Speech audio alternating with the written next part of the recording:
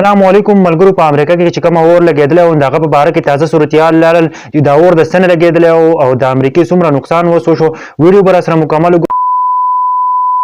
مکمل معلومات به سره په دې ویډیو کې شریکوم. جی که تاسو دا ویډیو وکتل تاسو به حیران شئ چې د امریکې څومره تاوان وشو، اور چې دی نو اوس مړ شو او کنه شو. ملګرو څنګه چې تاسو ته پته ده نن 7مه ورځ ده چې په امریکا کې چې کوم اور لګېدلی دی نو هغه تر اوسه پورې چې دی نو هغه مړ شوی نه دی. هغه په 7 ځایونو کې لګېدلی او تقریبا 15 ځایونو کې چې دی نو مخکې مړ کړی او چې دی نو په یو ځای کې اوس بیا لګېدلی تقریبا په 3 ځایونو کې اوس اور لګېدلی دی او د ماهرینو مطابق چې دی نو تقریبا دا یو هفته نه ده، په دې کې به تقریبا 120 کیلومتر پر هاور چې دی د هوا به چلیږي ډېره په تیزۍ باندې او دا اور د مړ کېدو نه دی. بل طرف ته چې دی نو تقریبا 12,000 نه زیات کورونه چې دي نو هغه مکمل طور باندې ختم شول، خاک شول او خلک چې دی نو هغه بې کوره شول. بل طرف ته که تاسو سوچ وکئ که نه ملګرو، او دا اور چې د کومې څیز نه لګېدلی دا د اصل دا اور چې لګېدلی دا د خمبې نه وی لګېدلی. په سوشل میډیا دا ویډیو وایرل شوې ده وایي چې دا د خمبې نه لګېدلی دی. دا کومه کمپنۍ چې بجلي پرووایډ کوي نو دغه کمپنۍ چې دی نو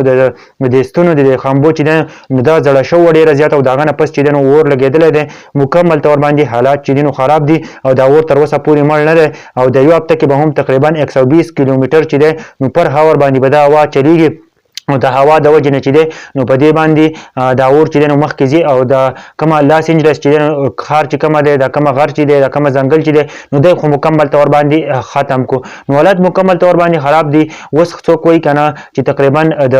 امریکې چې څومره تاوان شوی تقریبا 160 بلیون ډالر تاوان شوی دی که نه او ټول خلک چې دی نو اوس هم امریکې والا چې دی نو هغه سوالونه کوي چې الله پاکه چې دا اور مړ کړي، ځکه چې هغه چې دی نو تنګ شولو او اور چې دی نو ډېر زیات حل اخیستی دی. تقریبا په 3 ځای کې بیا ولګېدو، په 7 ځایونو کې لګېدلی او 15 ځایونو کې هغه مړ کړی چې په کومه طریقه باندې مړ شوی، خو په 2 ځایونو کې او بیا چې دی نو نن بیا په 3 ځای کې هم اور لګېدلی دی. اور ډېر ګڼ بلیږي که نه، هغه خپل کوششونه کوي چې مړه کړي خو اور تر اوسه پورې هم دی هغه پې قابو نه ده کړی. ملګرو دا چې ونه نوي معلومات راغلل که نه چې اوس څوک وایي چې د خمبې د وجې نه لګېدلی دا تازه صورتحال لاړل که نه په امریکا کې چې کوم اور لګېدلی دی نو د هغه 7مه ورځ ده خو تر اوسه پورې په هغه باندې چا قابو نه ده کړ، تر اوسه پورې هغه نه دی مړ شوی. د الله پاک عذاب پرې راغلی دی ځکه چې هغه کله په فلسطین کې چې کله جنګ و نو هغه چې نو فلسطین د هغه اسرائیلو سره شو هغه له سپورټ کاوه چې تاسو د فلسطینیان چې نو دا ختم کړئ او دا وولېږي. نو هغه چې نو الله پاک په دې عذاب راوستو چې یو طرف ته واوره ورېږي بل طرف ته اور بلیږي. دا تازه صورتحال د نور ملګرو سره هم شیر کړئ.